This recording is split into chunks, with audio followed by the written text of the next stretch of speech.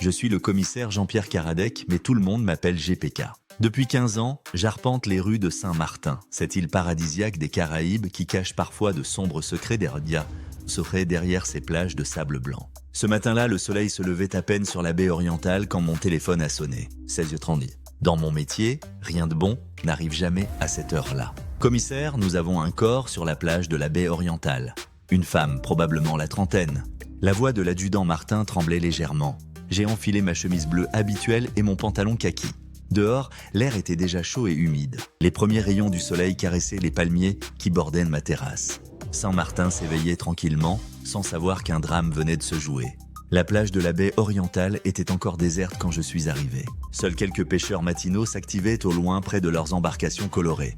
Le corps gisait près des rochers, là où les vagues venaient de mourir dans un murmure régulier. La victime était une femme élégante, cheveux châtains, vêtue d'une robe blanche maintenant souillée par le sable et l'eau de mer. Pas de blessure visible, pas de sang. Elle semblait dormir, les yeux fermés, un léger sourire aux lèvres. « Qui l'a trouvée ?» ai-je demandé à Martin. « Un jogger français, Pierre Dubois. Il court tous les matins sur cette plage. Il est encore sous le choc. » J'ai observé la scène. Quelque chose clochait. Cette femme n'avait pas l'air d'une noyée. Ses vêtements étaient à peine mouillés et sa position trop parfaite, trop paisible. En fouillant les affaires de la victime, j'ai trouvé un petit sac à main en cuir. À l'intérieur, une carte d'identité française, Isabelle Moreau, 32 ans, résidant à Paris. Mais aussi quelque chose d'intriguant.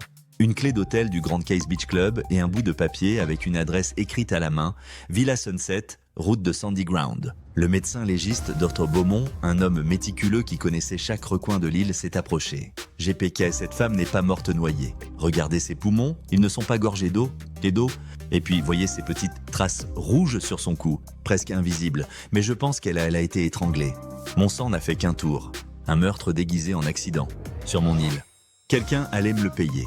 Le Grand Case Beach Club était un établissement huppé fréquenté par une clientèle internationale. Le directeur, Monsieur Laroche, un homme nerveux aux tempes grisonnantes, m'a reçu dans son bureau climatisé. Madame Moreau ? Oui, elle était descendue chez nous depuis 3 jours. Une cliente discrète, elle sortait peu. Elle avait demandé une chambre, avec vue sur mer. Avait-elle reçu des visites ? Pas à ma connaissance. Mais attendez, il a consulté ses registres. Elle a dîné hier soir au restaurant de l'hôtel, pas seule, avec un homme. Un certain Antonio Fernandez. Le nom m'était familier. Antonio Fernandez, un homme d'affaires espagnol qui possédait plusieurs propriétés sur l'île. Une réputation sulfureuse et des liens supposés avec des affaires louches. La Villa Sunset était nichée sur les hauteurs de Sandy Ground, offrant une vue imprenable sur la lagune. Une propriété luxueuse entourée de bougainvilliers et de frangipaniers. J'ai sonné à la grille d'entrée. C'est Antonio Fernandez lui-même qui m'a ouvert. Grand, brun, la cinquantaine élégante, il portait un polo blanc et un sourire qui ne trompait personne. « Commissaire Karadec, quelle surprise, que me vaut l'honneur ?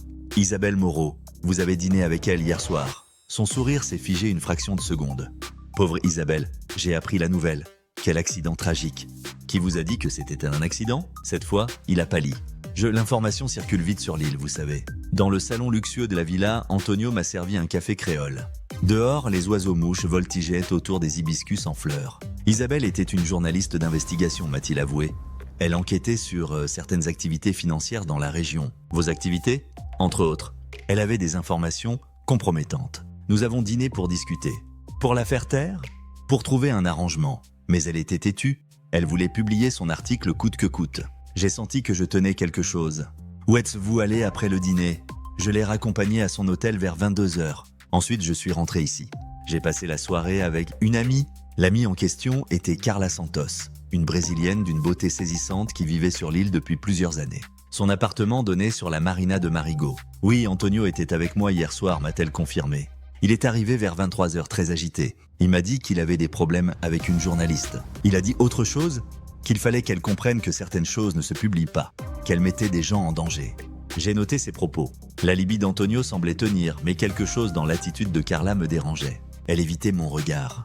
De retour au commissariat, j'ai examiné le téléphone portable d'Isabelle Moreau. Les techniciens avaient réussi à récupérer ces données malgré l'eau de mer. Le dernier SMS envoyé était troublant. J'ai la preuve. Rendez-vous demain à l'aube, plage de la baie orientale. Venez seul. Le message était adressé à un numéro que j'ai rapidement identifié. Mon sang s'est glacé.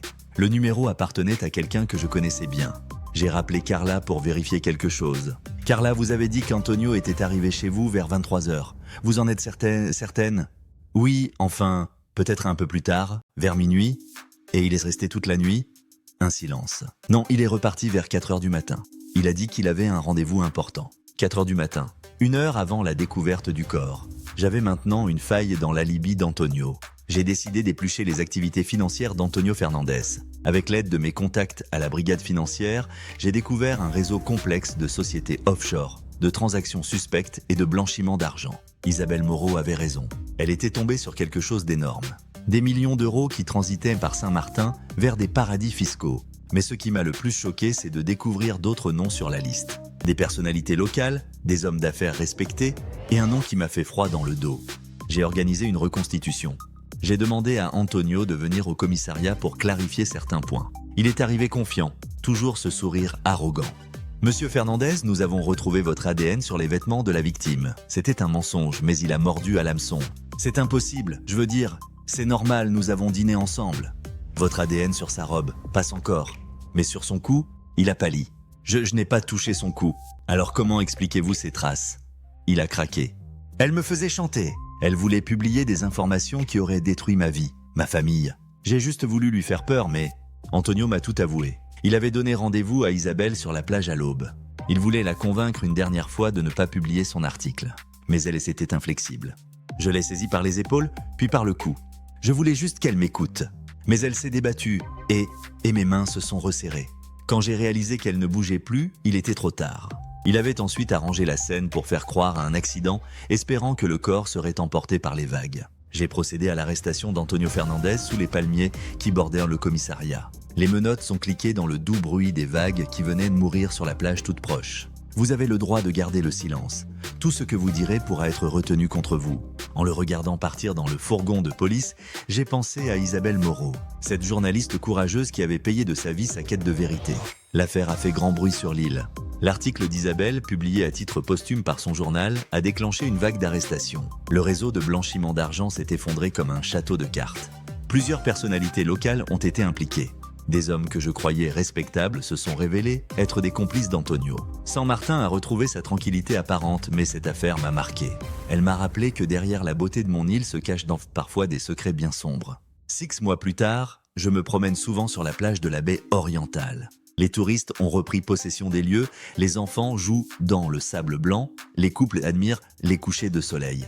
Mais moi je me souviens d'Isabelle Moreau, de son courage, de sa détermination à révéler la vérité. Une petite plaque discrète près des rochers où elle a été trouvée honore sa mémoire. À Saint-Martin, la justice a triomphé.